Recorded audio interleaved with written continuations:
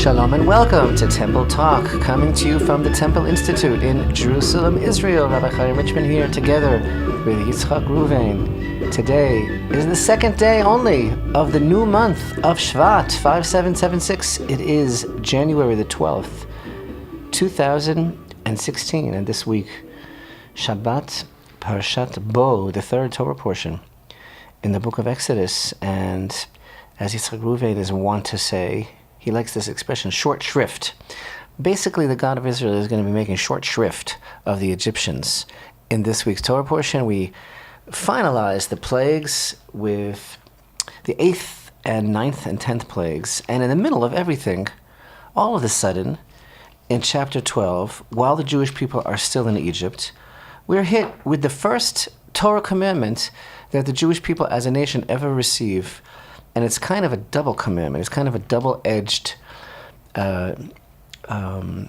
statement that God is making, because it's two things. One is the commandment of Rosh Chodesh, the new moon, which we just celebrated yesterday, and that we keep track of the month according to the lunar cycle, the new moon, and that is a positive commandment. And the second aspect of the commandment was that the first of all the months, the beginning of time, as we like to say, is the month of Nisan. And then further, of course, in that chapter speaks of all of the details pertaining to the incredibly significant eternal covenant that we have with God, the Passover offering. The first Passover offering was brought while we were yet in Egypt. Why it's so that in the midst of the narrative of the plagues,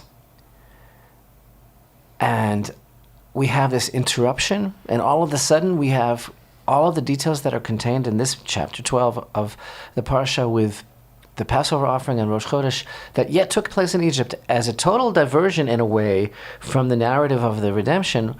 Why that's so is going to be touched upon in this week's video Torah lesson brought to you by the Temple Institute. So we won't spoil it, but it is really rather compelling question why it kind of is wedged in the middle of everything. You know, this is an interesting kind of confluence here, because we're not really up to Passover yet in our thinking, in our posture, in our headspace, because we're actually 3 months away from Passover, because we have the whole month of Shevat, and then we have the doublement experience of two months of Adar, because it is a leap year. We'll talk about more about that in the coming weeks.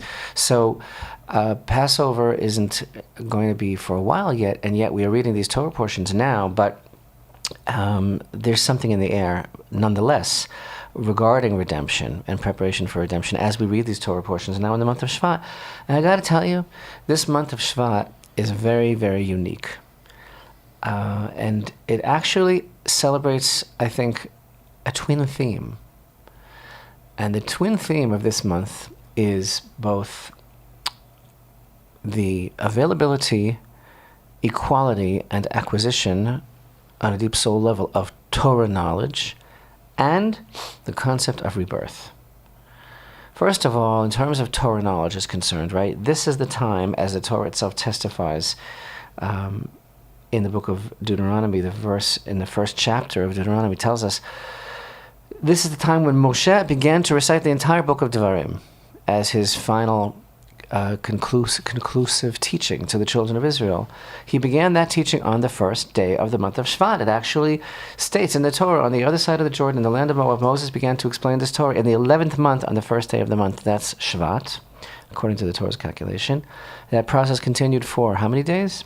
37. Until the death of Moshe Rabbeinu, on the 7th day of the month of Adar. But here's the thing, open up your heart in the deepest way. The Torah is eternal. Its reverberations are constantly, those strings are constantly being played. So since the backdrop, as it were, the very fiber of this month is formed by the words of Moshe teaching during these days, that already shows us that the words of Torah are eternally reverberating, and this is a period that presents us with special opportunities to grow in our wisdom and knowledge of Torah. And you know what's really cool about that, if you want to know, is that the symbol of the month of Shevat, astrologically, And there is something to that, not in the pop culture astrology, but in the serious understanding of the sages. The sign of the month of Shevat is none other than the bucket, and Aquarius, yes. And that basically is the idea of what is a bucket for? It's for holding water. And you don't keep water like in a bucket. A bucket is for gathering the water and pouring it out. And the idea is that from heaven, that bucket is turned and pouring down. So like these are days that you can really internalize the Torah because it's pouring down on us. So, it all brings to mind the fact that the Torah itself is called water, as in Isaiah 55:1, Ho. It says hoi in the verse. Ho, everyone who is thirsty, go to the water. But the other aspect of the month of Shevat is the aspect of renewal. And that, of course, represents the fact that there is a process going on in the natural world of the beginning of new life. That is a spark that is reverberating, to use that word for the 10th time. In the natural world, there's a divine spark of new life that is bursting forth, that is reawakening to spring. And that, of course, climaxes on the 15th day of the month, the festival. No minor festival, as it's called, or begrudgingly referred to in the diaspora in Israel. It's considered to be a major festival. I'm not saying it's one of the pilgrimage festivals, but it's a very, very big deal in Israel because we're so connected to the land and the trees and the fruit of the trees. So the process of renewal reaches its crescendo on the 15th day of the month, which this year will be observed on January 25th. And that's the day that is called by our sages of blessed memory in the ancient texts of the oral tradition, the New Year of the Trees. Now, I gotta up the ante here and just tell you that in addition to the twin themes of Torah, knowledge, and rebirth, there is a third side also that is very prevalent in the month of Shevat automatically, and that is the rebuilding of the Holy Temple. Are you surprised? Why is that? Why is it a major element of this month's package? First of all, there is a simple connection between the Holy Temple and trees, and that is that on a physical level, the fruits of the land of Israel are blessed in the merit of the Holy Temple, but also on a spiritual level. Do you realize that in the book of Kings, in chapter 10 and verse 17, the Holy Temple is called the house of the forest of Lebanon? Beit Ya'ar Lebanon. Now, in the past, we've already taught about why the Holy Temple is alluded to with the nickname Lebanon. We've taught about that. Actually, it was Moshe himself in Parshat Ve'etchanan, in the book of Devarim, in the book of Deuteronomy, when Moshe is reviewing to the Jewish people and telling them how much he prayed at that time, he pleaded at that time. He tells them to go into the land of Israel, and he said, of course we know that he prayed his 515 prayers. He said to God that I'm asking to go in and see this good mountain and the Lebanon. Remember in Parshat Ve'etchanan, in the book of Devarim? And of course the sages teach us what did he mean by this good mountain? Jerusalem. And what did he mean by the Lebanon?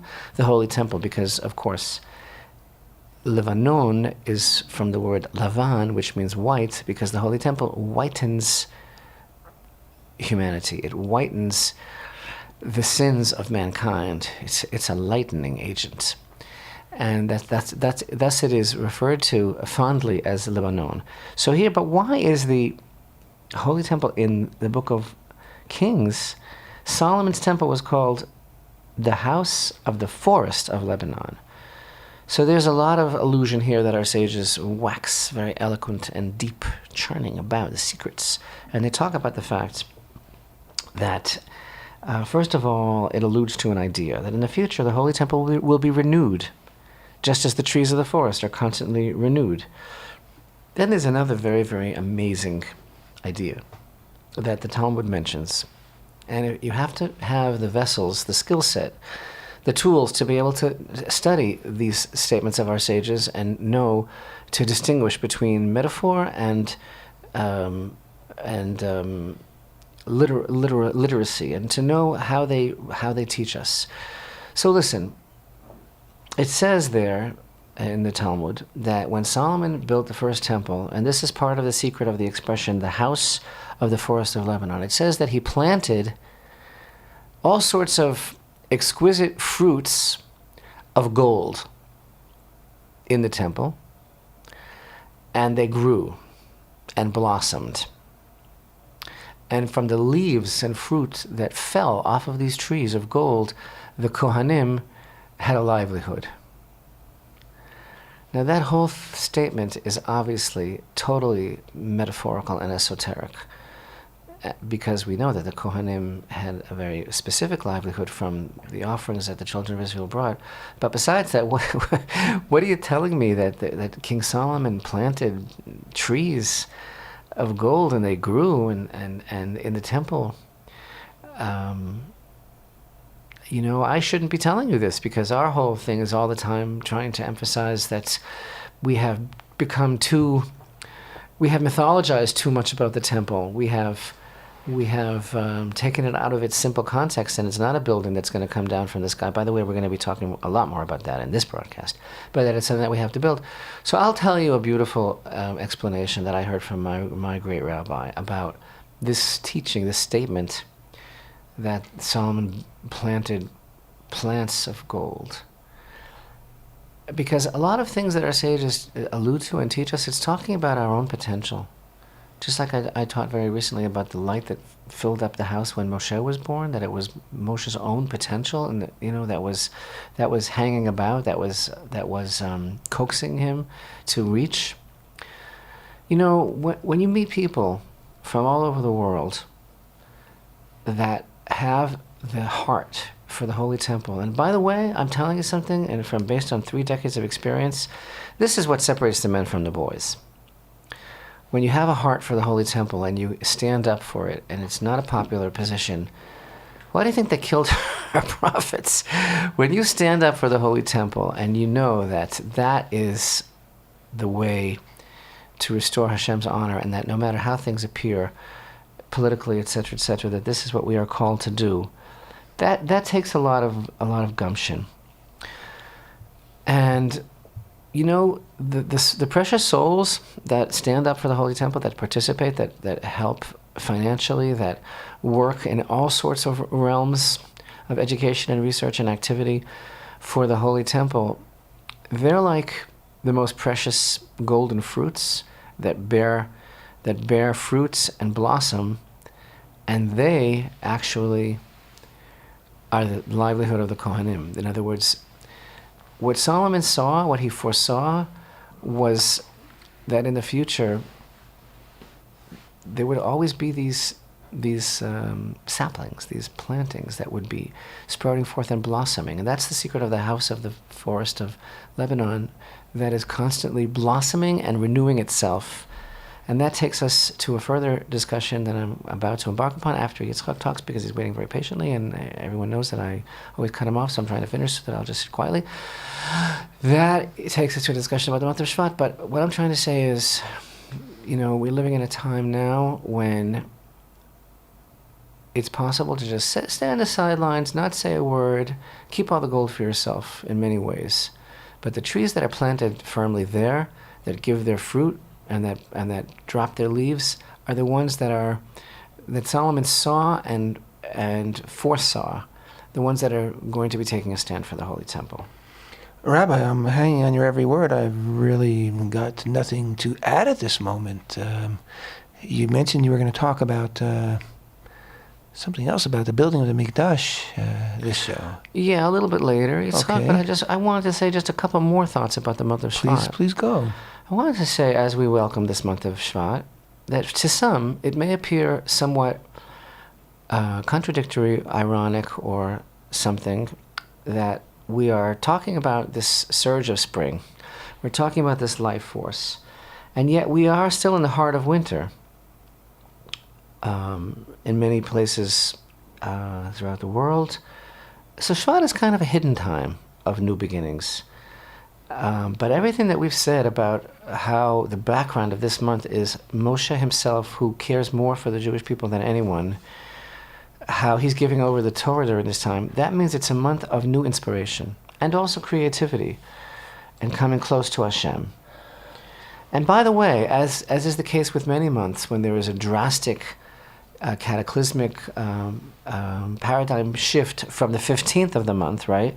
The first part of the month might feel dark, but everything changes from Tu B'Shvat, from the 15th of Shvat on.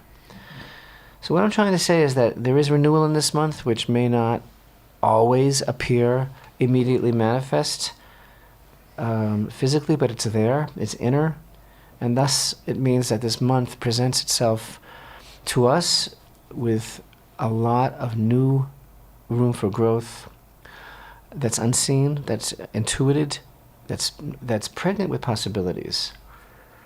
And we have to just be patient and know that this brings around the corner in ourselves as well, not only in the calendar, but in our own bodies, in our own minds, in our own lives. Patient and have some faith, just like when you plant a seed under the earth. That's so beautiful, exactly. It's hidden until you see the first sign of the plant coming up. Exactly. So that's the whole motif of natural growth. I mean, the most incredible idea of a seed having to literally rot, decompose into the ground before it springs forth with new life is the very paragon of emunah, of faith, that and Hashem's faith in us, as it were, that we'll be able to do that as well. And of course, it's all a forerunner, a metaphor for life after death as well. So listen, I think that one of the most staggering things about the subject of the redemption, which we are fully immersed in this week's Torah portion, is the stark and cold fact that we are taught by our sages that actually there in the land of Goshen, in Egypt, the children of Israel numbered, are you sitting down, in the tens of millions. And there were 600,000 strong men between the ages of 20 and 60 that came out. And then there was the women and the children, and men over the age of 60. And therefore, we can come to a figure that's probably closer to between 1 and 2 million. Mm-hmm. But what I wanted to say that's so stark and sobering is the fact that we are taught very specifically in Torah, Va'alu chamushim. Mm-hmm. The verse says, sages tell us, this means that they actually ascended only 1/5 of this vast amount of people. 4/5 stayed in Egypt. 4/5 stayed in Egypt, where they basically melted. Oh, they must, Rabbi. You know, they must have built Jewish schools. They must have had a kosher certification of the food. They must have had their own Come OU. on. They must have made Aliyah later. Maybe when King David was king, they all made Aliyah. I don't know. Come on. No, they are completely forgotten. Their memory is blotted out, and that is so horrific. What happened to those people? But yes, you've touched upon a very poignant and elusive and teasing thought. Did they think that they were smarter? Did they think that, no, I want better for my children. I want them to have a good Egyptian Jewish education. I want them to be dual nationals. I want them to have the best that the land of Egypt has to offer. After all that suffering of hundreds of years and the murderous machine of enslavement and genocide, why would they want to stay? You just get used to it. It beats it's me. The rat race. So were they blinded? Were they blinded by ambition? Did Hashem take away their choice as well? Did they rationalize? It's scary. It's scary to think about the fact that, and of course, there are specific teachings about how they perished during the plague of darkness, so that Hashem's name wouldn't be desecrated, and the Egyptians shouldn't say, "Oh, the Israelites are also perishing." But the point is, they didn't come out. And one wonders. And by the way, there are teachings about this. There are traditions in Midrashim, and I'm not going to go into every single opinion that's expressed, but there certainly is a school of thought that they didn't want to go. But where does it start, Yitzchak? Where do you draw the line? When does that set in, that kind of spiritual atrophy? Is it like what happened to Pharaoh, where Hashem basically said, you know what, your goose is cooked, I tried, that's the way you want it from now on? So then at one point, we read in the verse how the verses change, and it's like, Hashem hardened his heart, not Pharaoh hardened his heart. Hashem said, you know what, I give up. So tell me, what happened with all those Jews, and you know very well why I'm asking, and how pertinent and relevant this question is for our brethren. Step up to the plate time was the Korban Pesach, was the Passover offering. I assume in my naivete maybe, but I assume that every Jew in Egypt, every Hebrew who actually did the Korban Pesach as commanded in Egypt, left. They didn't stick around. But those who didn't have the faith or the courage to actually do the Korban Pesach, well, of course, they're not going anywhere. You can't have it both ways. You can't get the redemption if you don't do the commandment. You can't, God will do so much for you, but you got to take that next step. And it probably was not an easy thing for a lot of the Jews to do the Korban Pesach, because it was a total spit in the face of Egypt, and it took a lot of what you like to call moxie. But yet this is such an eternal covenant and represents the total some being of what Israel is in the world, the Passover offering. Yeah, there are so many reasons. Yeah, maybe you're a vegan. Maybe you're a vegetarian. Maybe you're. I am. It didn't have an OU on it. Maybe you don't like lamb. And that's exactly why it applies to all of us as the national circumcision, as our friend Moshe Feiglin coined that phrase. The national circumcision of the Jewish people is the Passover offering to slaughter idolatry brazenly and in public. And Hashem said to eat a kazayat of it, and that's exactly what we do. You might be a vegan, but Hashem said, you're eating this Passover offering because you're a Jew, and that's exactly what we'll do. These boots are made for walking. And this Korban Pesach is made for eating. We got to talk about some very, very important things. We have to talk about, does the temple come down from heaven, or are we supposed to build it? What do I have to say about that this week that we've never said before? You'd be surprised. And how does this fit in? Parshat, here's a riddle for you. Parshat Bo and Hillary Clinton. Yes, bad hair day lady herself, coming right up on Temple Talk. Don't touch that dial.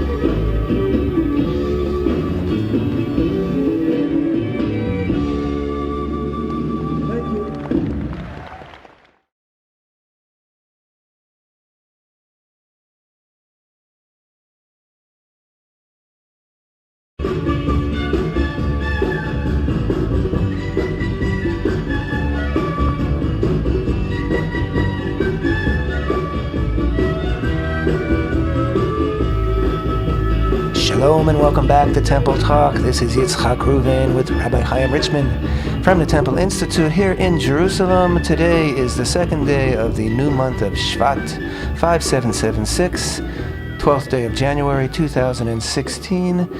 Rabbi, you were talking about the month of Shevat before and about the different sides of it, and I just that song that you love so much, Rabbi, came to my mind. I've looked at Shevat from both sides now. And then one of the themes also recalled, this is my debut as a vocal artist. My second inspiration was about, when you talked about the theme of rejuvenation. I just thought of that classic song, rejuvenation is making me wait. Pretty amazing, huh? Okay. Should we start this over? Rabbi, you mentioned earlier, we're in the middle of the greatest pyrotechnic show in history, which is the 10 plagues, right? And then there's a timeout, hold everything. And then there's a whole lot of, this is what you got to do. Do this, do that, do that. And I think I've alluded to it before, but I think that the real message there is that God can change everything, but He can't change us. And unless we are willing to make that move ourselves, then we'll always be stuck in Egypt. And, a thousand plagues won't get us out if we aren't willing at the right time to take the step necessary. Well, that goes back to what we were talking about this whole thing about only a fifth of all the Jewish population came out. But, the parsha begins with Hashem said to Moshe, "Come to Pharaoh, for I have made his heart and the heart of his servant stubborn, so that I can put these signs of mine in his midst, and so that you may relate in the ears of your son and your son's son, that I made a mockery of Egypt, and my signs that I placed among them, that you may know that I am Hashem." So, we mention in our prayers so many times a day the going out of Egypt, and it's a positive commandment. It's one of the commandments that can be fulfilled just in thought on a daily level, just to remember that Hashem took us out of Egypt. It's so totally preeminent and centrific in our entire consciousness, this shakeup of nature, this shakeup of leadership, and we're supposed to tell our children forever that what? Et asher hit alalti b'Mitzrayim. I've always been totally fascinated by Hashem's use of this word. Hashem himself, God says, tell your kids that I asher hit alalti b'Mitzrayim. The Art Scroll here is translating it as I made a mockery of Egypt. But as you know, the word really means like making fun of, like kind of like teasing, or like starting up with, or like bullying even. Made short shrift. Making short shrift, yeah. So Hashem is basically, at this point, abusing Pharaoh, right? But I like this translation in a way of making a mockery, because it's kind of like, from the get-go, even when Hashem sent Moshe to confront Pharaoh when he had his pants down at the river, like making a total mockery of him. Oh, you said you were a god and you don't have to do this? From the very beginning, it was kind of about mockery. And, world events, they unfold. We only see what we see, right? Like we once said a couple weeks ago, okay, Pharaoh doesn't know that not only is the Redeemer that he so fears growing up in his own household, is growing up on his lap, right? He's his adopted grandson, right? But, he sees what he sees. We all see what we see. And the redemption, the seeds of everything. And he sees what he wants to see. Disregards the rest. It's catchy, huh? And teach your children well. It's full of song today. It's like, but Hashem prearranges everything. And so I'm looking at the world stage today at the total mockery of world leadership, that every day that goes by, it becomes more and more evident that either the world is on cruise control, like autopilot, and it's only Hashem running everything, which is quite possible. Hashem is like setting up some major fall. It's the only explanation that I have when you see the most ridiculous, hard to believe travesties of everything that anyone would ever believe in going on a daily basis. And of course, I did mention, and I am thinking about this revelation that we were just reading about today.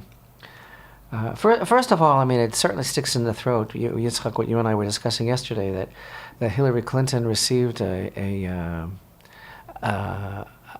support, an approbation from a prominent American Orthodox rabbi who has an important position in one of the major American Orthodox organizations. And that basically just made me totally sick. Because I think that... Enough to make you embarrassed. Okay, listen, we're not political pundits or commentators. We're not into this, Nope. But obviously we're very, very concerned about our people and very, very concerned about America as well. Anyway, make a long story short, the lady, she's got this whole email thing going on. She's really into email. I like email. I know you do. I mean, it's certainly something that's a basic part of our lives. But this whole thing going on with all her scandals, and her email scandals and her denials of her private server use and all the things that are coming out now. So there's this piece that's being reported now about how one of the emails that's now been released by the State Department reveals that Hillary Clinton received a plan that was put forward to her from the Honorable Thomas Pickering, who was a former U.S. ambassador to Israel, who also served as Undersecretary of State for Political Affairs under former President Bill Clinton. Thomas Pickering, on December 18th, 2011, emailed Hillary Clinton a recommendation that the United States secretly, clandestinely, furtively spark Palestinian demonstrations. And he had a whole plan.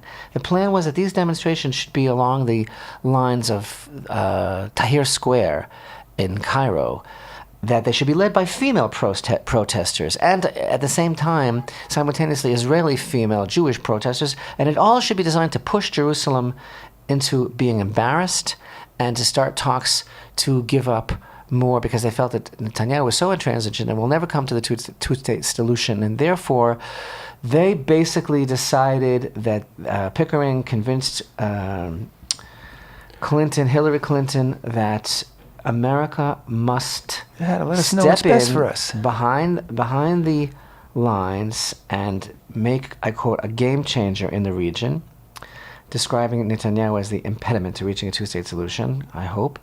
That's me speaking. And therefore, they said, we have to basically make the Arab Spring come to Israel. And we all know how wonderfully successful the Arab Spring has been for the Arab nations. He did emphasize that they have to make sure, they at least try to emphasize that it should be nonviolent, which of course usually works for about 30 seconds in this part of the world. I'm sure the United States really, by that, was a wink and a nod. Yeah, it's got to be violent, because that's what will bring the Israelis to the table. That's really what he was saying. We need to foment violence against Israel so that Israel will go to the table. His fancy talk about, Tahrir Square and, demonstration for democracy. Right. So much for your honest brokerage, America, so much for your impartiality, so much for your true and genuine desire to see peace. What America really wants to see is the two-state solution, which is basically going to be the destruction of the state of Israel, the total undermining of the state of Israel, the total desecration of everything holy, giving away the land of Israel, as we've already done under American pressure so many times. And I only bring this up because of this verse. That's why I'm bringing it up, because it's all Torah, right? We're not politicians, as you know, but every time we discuss politics, it's because I'm reading a verse, and the verse says that you should relate in the ears of your son and your son's son that I made a mockery of Egypt, and my signs that I placed among them, that you may know that I am Hashem. And so, she doesn't need a lot of help to become a mockery, in my opinion, but I believe that Hashem sets up the leaders of the world to ultimately stew in the juices of their own machinations and hubris and foibles. And may it be soon that the emperors are all revealed in the total stark nudity of their absolute wickedness and lack of any moral compass, and their absolute self-aggrandizing mockery of Hashem, and their attempt to undermine the sovereignty of God in this world. And may it be soon. That's all I have to say, because Amen. Hashem says, I made a mockery of Egypt. So that's what I wanted to share with you about that news item, which is so disturbing. The bad hair lady. The bad hair lady. Right. Nothing can be done about that, so forget about it. Don't let it keep you up. It's just that nothing she can do about her hair. But And her response to this suggestion was? I don't even know. I thought it was, tell me more about it. Right. I want more details. Right. Let's try to flesh this out. Right. So, another peeve that I wanted to bring up to you, Yitzchak, as you know, that we are constantly going through the never-ending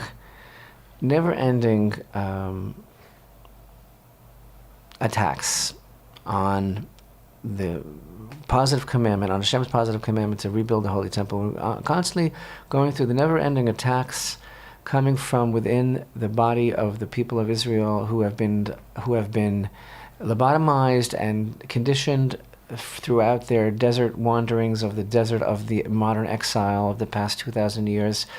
They have convinced themselves that the temple is going to descend from heaven, and thus they are completely exempt from any reality, and they have set themselves up with a new mythology. They have paganized the most important principles of Torah, which is that it's all about action and activity and our making the world a better place and our fulfilling Hashem's commandments.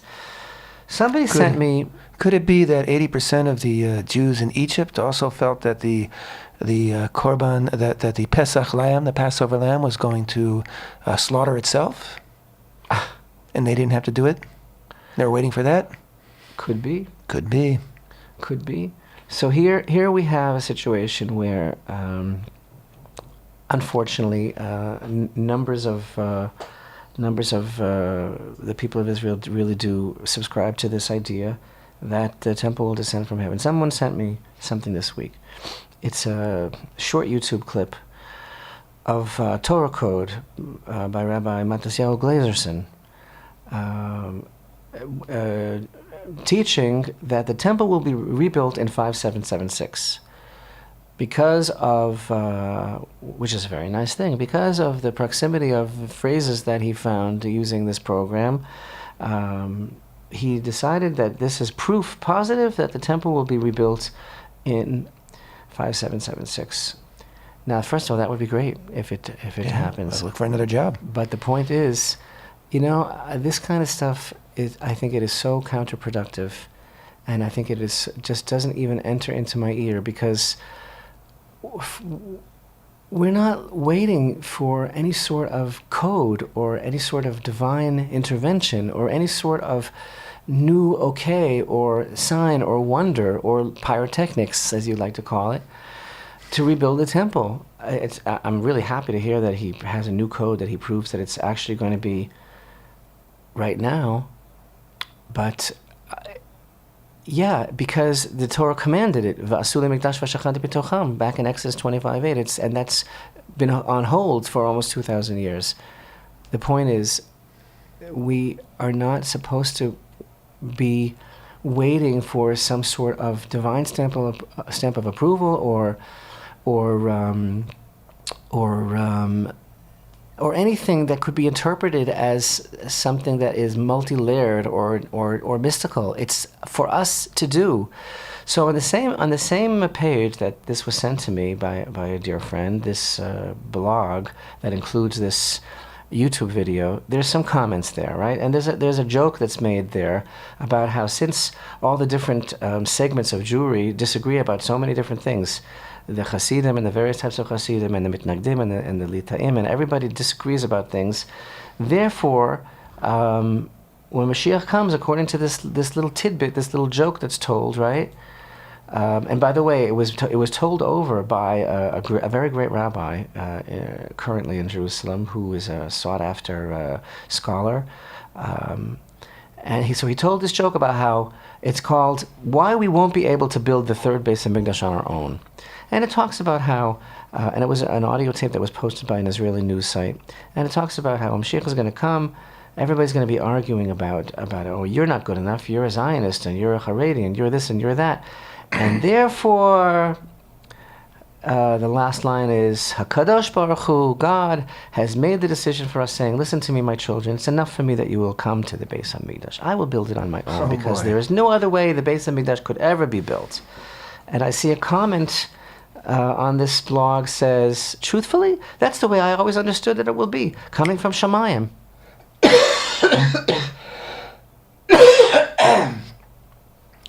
Truthfully, that's the way I always understood that it would be, coming from Shamayim. This is what I have been taught. It will be the eternal Beit HaMikdash. How can anything built by human beings be eternal? Only Hashem can make it eternal. You know what? I don't even know where to start with this. That is very depressing. So many mistakes and and illegitimate diversions and deviations of authentic Jewish thought, theology, and philosophy in this one statement. Whoever said that the third Beit HaMikdash is going to be eternal? It might not be. We might ruin things again. Whoever said that a commandment that is entrusted to the Jewish people could be fulfilled by God? There are so many issues here, but yet this is a mindset, and the good thing about the mindset that people love it is because I don't ever have to worry about any of this. It's not real. It's total Never Never Land. It's total fantasy. That one day, the third temple will come down from heaven, and then we'll have to deal with all of the practical applications of this and the challenges. And you know what? That's why people, not only do they not really want the temple, they don't even believe it's going to happen anyway. And therefore they've been able to satisfy everything by subscribing to this idea that it's not our problem, Hashem himself will take care of it. And that is contrary to the Korban Pesach that we learn about in this week's Torah push, where Hashem said, no matter how difficult it is, no matter what you are up against there in the heart of darkness in the land of Egypt, take that lamb and slaughter it, and slaughter idolatry, and make the statement that what Israel is doing in the world. And unfortunately, we are so browbeaten and exhausted by everything that we have gone through in our wanderings throughout the exile that we have literally sold ourselves a bill of goods. And that's why the Korban Pesach, the Passover offering, is so connected to the Holy Temple. It's began there in Egypt, and now it is to be performed each year in the Holy Temple by all of Israel, no exceptions. So I guess that, the slavery in Egypt isn't so bad. It's not so painful. The food's not so bad. So we don't have so many freedoms. We can pretend that we do. Anything, just not the Korban Pesach. Just don't give me the responsibility for my own life. Don't give me the responsibility for changing the world, or even for changing myself. You know what? So what is the immediate thing that God says to Israel after he says, do the Korban Pesach? He says, and then you're going to tell your children. So what are you going to tell your children if you don't do it? In fact, Yitzchak, according to many classic commentators, this Torah portion is one of the primary sources of the whole imperative of Jewish education. Yeah. It comes from this whole idea of giving over to your children everything that we experienced in Egypt. So what do you tell your kids when you don't do it? God said it, but he didn't mean it. God said it, but he's going to do it. Well, the sun got in my eyes, the dog ate my homework.